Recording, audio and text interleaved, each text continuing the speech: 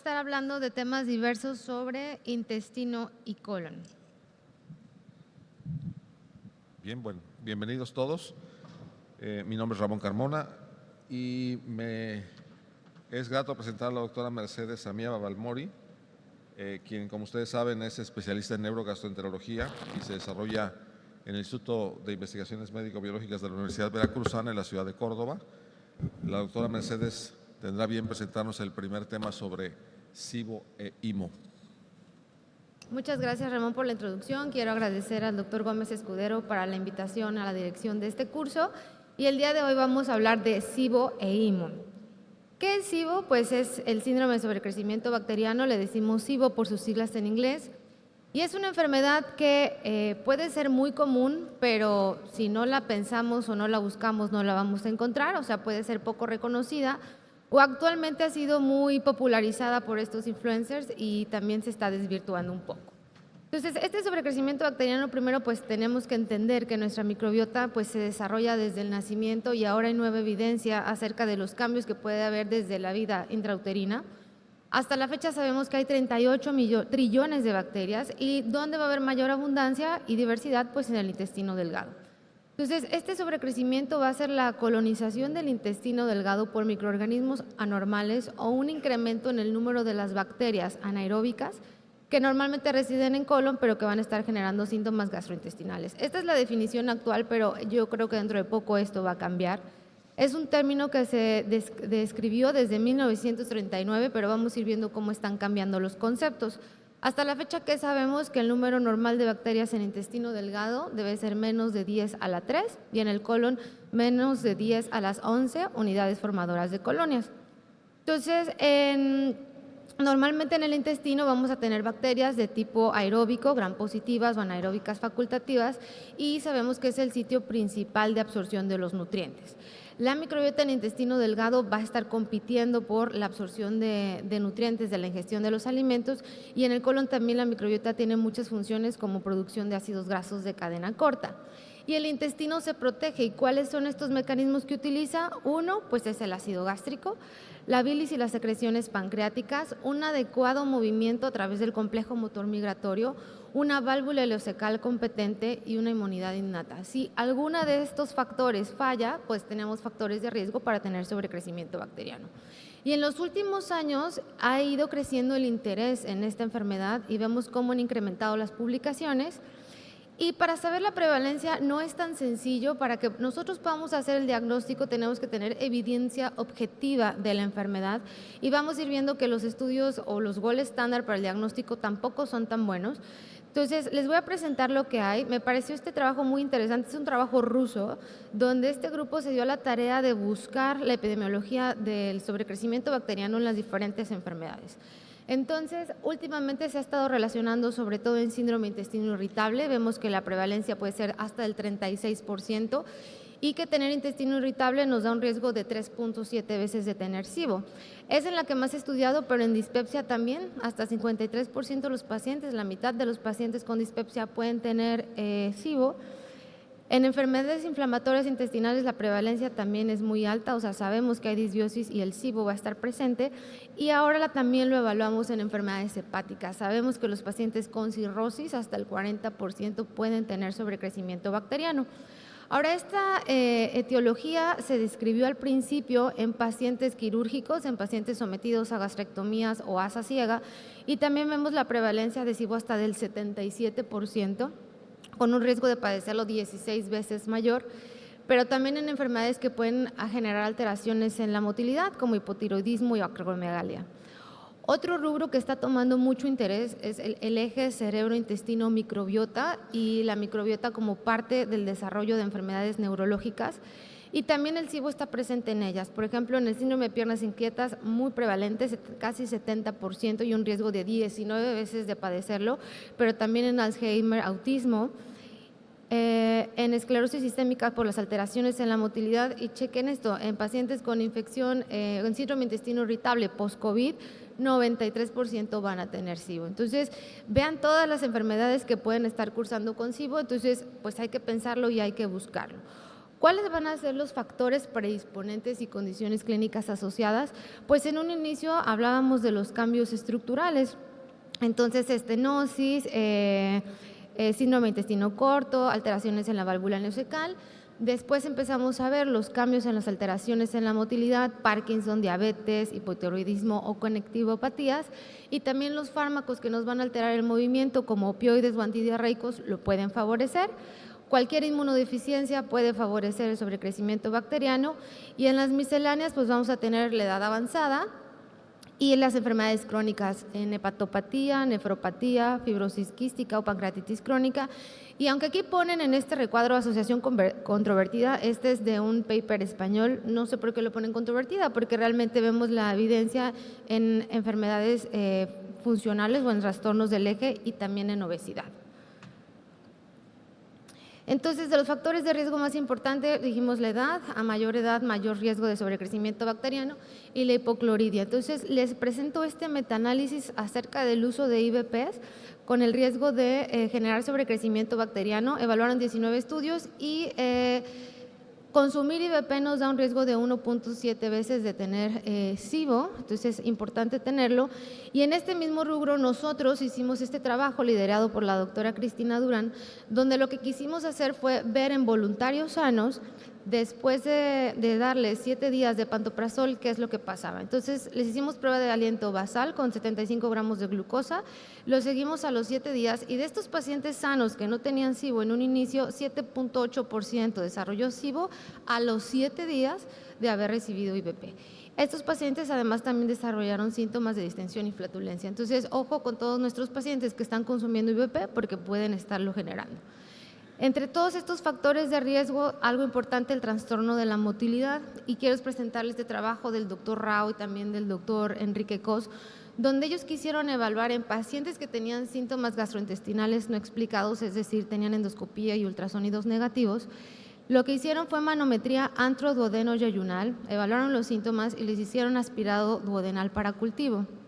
¿Cómo se definió la dismotilidad? Si el paciente tenía 2 o más de los siguientes: ausencia de la fase 3 del complejo motor, ausencia o disminución de la respuesta postprandial, disminución en la amplitud antral-intestinal y alteración en la coordinación antroduodenal.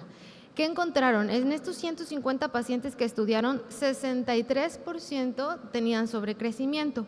De estos 40 eran SIBO, 40%, 26% es SIFO. SIFO es un término acuñado también por el doctor Rao, donde F es por fungus, y 34% un patrón mixto. El cultivo desarrolló sobre todo estreptococo, enterococo, Klebsiella y E. coli, y en SIFO cándida. Entonces, ellos encontraron que la dismotilidad es un factor de riesgo independiente para sobrecrecimiento bacteriano. Entonces, vamos a ver que va a ser secundaria alteraciones anatómicas, farmacológicas que cambien la motilidad y que favorezcan la éstasis. Esto en etapas más avanzadas puede generar diarrea y progresar a un síndrome de malabsorción intestinal, y cuando hay daño directo a la mucosa, por ejemplo una enfermedad inflamatoria, pues va a haber malabsorción y enteropatía perdedora de proteínas, que son las presentaciones más severas. ¿Cuáles son los síntomas más comunes? Distensión y flatulencia, seguido de diarrea, pero esto te lo puede dar muchísimas enfermedades, y los síntomas pues no van a ser predictores de un diagnóstico positivo. En esta enfermedad, también en casos avanzados, vamos a tener deficiencia de vitaminas por el consumo de cobalamina por bacterias anaerobias, deficiencia de tamina y de vitamina B3, y puede haber también alteración en la desconjugación de los ácidos biliares, que nos va a llevar a alteración en la digestión de grasa, vitaminas liposolubles, y esto nos va a llevar a deficiencias nutricionales y esteatorrea. Entonces, ya quedamos que van a ser 3 las causas principales. 1, movimiento disfuncional del contenido a través del intestino delgado con un tiempo de tránsito orocecal retardado. 2, secreción reducida del ácido gástrico por la causa que ustedes quieran. Y 3, reflujo del contenido del colon hacia el intestino delgado debido a una disfunción de la válvula ileocecal, o sea, bacterias del colon que se están yendo hacia el intestino delgado. Para que hagamos el diagnóstico, pues ya vimos que los síntomas no son patognomónicos, entonces tenemos que tener una evidencia objetiva de la enfermedad utilizando el gol estándar y evaluando siempre los síntomas. Hasta la fecha tenemos 2 métodos que son los más validados. El primero es el cultivo de aspirado duodenal y el segundo es la prueba de aliento. El cultivo de aspirado duodenal se considera el gold estándar. Sin embargo, es un estudio invasivo, es un estudio caro, hay falta de estandarización en la prueba y 20% de los aspirados pueden estar contaminados, por lo cual tampoco es un mejor gold estándar. Y hay tanta variabilidad que, por ejemplo, el doctor Rao publicó este paper describiendo su técnica para tratar de que todos hagamos lo mismo, pero pues no es tan fácil hacer los cultivos. Ahora, las pruebas de aliento, su principio es darles sustratos, sobre todo carbohidratos, en específico los que más se utilizan son glucosa y lactulosa, que van a ser metabolizados por los microorganismos y van a producir hidrógeno y metano, que van a ser absorbidos y van a ser exhalados en el aliento, y así los vamos a medir. Ventajas de las pruebas de aliento, pues que no son tan costosas, no son invasivas, son fáciles de aplicar. El problema es que hay poca disponibilidad en México. La cantidad de sustratos y la cantidad que hay que dar es controversial. La interpretación no está completamente estandarizada. Muchos utilizan lactulosa y realmente lo que se ha visto es que la lactulosa mide más el tránsito orocecal, pero es el que usamos en pacientes diabéticos y que hay mucha variabilidad día a día. ¿Cuál es la precisión de este test? Por ejemplo, en pruebas de aliento con glucosa, la sensibilidad puede ser de un 54 a un 60% y la especificidad a un 83%. Pero hablábamos de variabilidad y reproducibilidad. En esta revisión, es un trabajo que está todavía en proceso de parte de nuestro grupo. Estamos evaluando pacientes sanos a los cuales les estamos dando un test de glucosa y lactulosa en 2 ocasiones con 2 semanas de diferencia. ¿Qué fue lo que encontramos? Ojo, en pacientes sanos sin síntomas, 10% estaban positivos, 2 a hidrógeno y 1 a metano, y 63% estaban positivos a lactulosa. Es por esto que les digo que la lactulosa no es el mejor sustrato para estas pruebas. Y cuando les hicimos el seguimiento en la segunda prueba, volvieron a salir 10% glucosa, pero chequen los cambios. 2 que eran positivos para hidrógeno dejaron de ser positivos para hidrógeno, pero fueron positivos para metano. Entonces, hay variabilidad diagnósticas entre la primera y la segunda prueba hasta un 10%. Entonces, estos son nuestros gold standards, pero pues no son tan buenos. Entonces, ha habido tanta variabilidad que hace poco tiempo se hizo este consenso norteamericano como para tratar de meter orden con las pruebas de aliento a nivel mundial. ¿Qué dice este consenso? Que las pruebas con lactulosa tenemos que usar 10 gramos y si es con glucosa tienen que ser 75 gramos. Para que nosotros digamos que una prueba es positiva a hidrógeno, tiene que haber una elevación sobre la basal de 20 partículas por millón y de metano de 10 partículas. Y el tiempo para leerlas debe ser antes de los 90 minutos.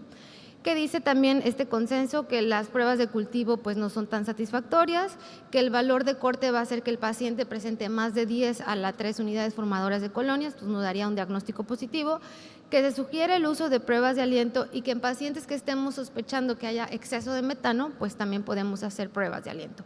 Así es como se ve una prueba de aliento. En la primera tenemos una prueba de aliento negativa. Desde que el paciente ingiere el sustrato tiene más o menos 3 partículas por millón y se mantienen los niveles. En la prueba de arriba tenemos un paciente positivo a hidrógeno. Vemos que a partir de los 30 minutos hay una elevación de más de 20 partículas por millón. Y en la otra tenemos a un paciente metanógeno que a partir de los 15 minutos empieza la elevación más de 10 partículas por millón. ¿Sirven o no sirven las pruebas de aliento? Les quiero presentar esta publicación que hice en consenso con el doctor Rao, donde evaluamos a pacientes con síntomas gastrointestinales como gas, distensión, diarrea y dolor abdominal que tenían endoscopía y ultrasonidos y estudios de laboratorio negativos. Les dimos glucosa y ¿qué encontramos? Estudiamos 1,230 pacientes y en estos encontramos una prevalencia del 33% de SIBO. O sea, en estos pacientes que no encontrábamos la causa de sus síntomas, 33% tenían sobrecrecimiento bacteriano. Dimos otros 2 sustratos, fructosa y lactosa, encontramos prevalencias de intolerancia a la fructosa de 34% y de lactosa al 44%, o sea, también muy prevalente la intolerancia a la lactosa. Sin embargo, les decía que estos conceptos van cambiando y les presento esta publicación del grupo del doctor Safuri, donde ellos también quisieron evaluar síntomas gastrointestinales que no sabían a qué se debían en los pacientes y ellos demostraron que el SIBO, basado en el cultivo duodenal, refleja un crecimiento excesivo de anaerobios, pero ellos no encontraron tanta asociación con los síntomas. Ellos dicen que esto puede ser resultado a la dieta por un estudio previo que habían hecho, donde pacientes con una dieta alta en fibra o una dieta baja en fibra, pero alta en azúcares simples, desencadenaba también los síntomas, disminuyó la diversidad microbiana y aumentó la permeabilidad intestinal.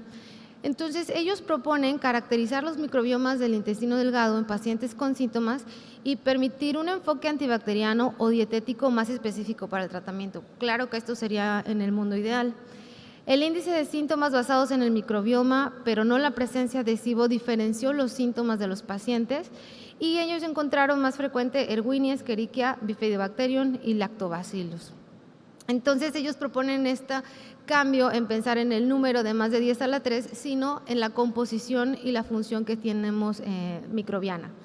Respecto a esta misma idea, les presento este trabajo del doctor Pimentel. El doctor Pimentel también es de los que más ha estudiado a nivel mundial este tema. Y en esta revisión ellos quisieron definir SIBO utilizando cultivo con aspirados duodenales y evaluaron la secuenciación a través del DNA analizando el ribosoma RNA16S y también vieron el network bacteriano. Ellos encontraron que sí, que el recuento de 10 a la 3 se asocia con un aumento de disruptores microbianos, empiezan a utilizar este término, disruptores, en el duodeno y comunidades microbianas desconectados, confirmando así que el 10 a la 3 es el gol estándar para diagnosticar el sobrecrecimiento. Ellos sí encontraron asociación con síntomas gastrointestinales, una diversidad microbiana significativamente menor, o sea, se pierde la diversidad, y la alteración en la red, en las conexiones. Las vías de producción de gas aumentan cuando nos vamos de mayor de 10 a la 3 unidades formadoras de colonia, y también él evalúa el ácido sulfídrico, no nada más el metano y el hidrógeno, y se asocia a bacterias como Fusobacterium y Desulfovibrio que aumentan en condiciones diarreicas. Entonces, vean esta imagen que se me hizo muy interesante, cómo va cambiando la distribución de los géneros microbianos duodenales conforme va avanzando la enfermedad. En la primera tenemos un paciente sano, en el segundo tenemos un paciente que tiene SIBO y en las siguientes tres vamos viendo cuando tienen 10 a la 3, entre 10 a la 3 y 10 a la 5 y más de 10 a la 5 unidades formadoras de colonias. Entonces vean cómo se cambia la distribución de los géneros microbianos entre más sobrecrecimiento haya. Y esto que se me hizo muy interesante es la visualización de las redes microbianas duodenales. O sea, quiere decir que nuestras microbacterias están actuando, interactuando y comunicándose. En la primera vemos la red microbiana de un paciente sano. En la segunda vemos en un paciente que tiene un cultivo entre 10 a la 3 y 10 a la 5, pero vean el pobre paciente, su red microbiana cuando tenemos más de 10 a la 5 unidades formadoras de colonias. O sea, esta conectividad se empieza a perder. Encontraron cepas coliniformes específicas que se asociaban a los síntomas de SIBO, que parecen que empiezan a dominar el microbioma, en específico 2 cepas de coli y 2 especies de Klebsiella, y fueron los mayores disruptores de la microbioma duodenal. Y estas 4 especies representan el 40% de todas las bacterias duodenales en estos pacientes con sobrecrecimiento. Esto se asocia con la gravedad de los síntomas, distensión, diarrea y dolor, y como vimos, alteraciones significativas de las redes microbianas duodenales. ¿Cuál va a ser el tratamiento? Va a ser enfocado a la identificación y corrección de las causas. Ya vimos que hay muchas etiologías que la pueden estar padeciendo, entonces hay que buscarlas. Lo que se pueda corregir, pues corregirlo. Valorar niveles de vitaminas, sobre todo en aquellos que tienen una enfermedad más severa, y la mejoría de los síntomas va a ser tratando de modular la microbiota. Entonces, ¿qué fármacos tenemos para eso? El que tiene mayor evidencia es la rifaximina.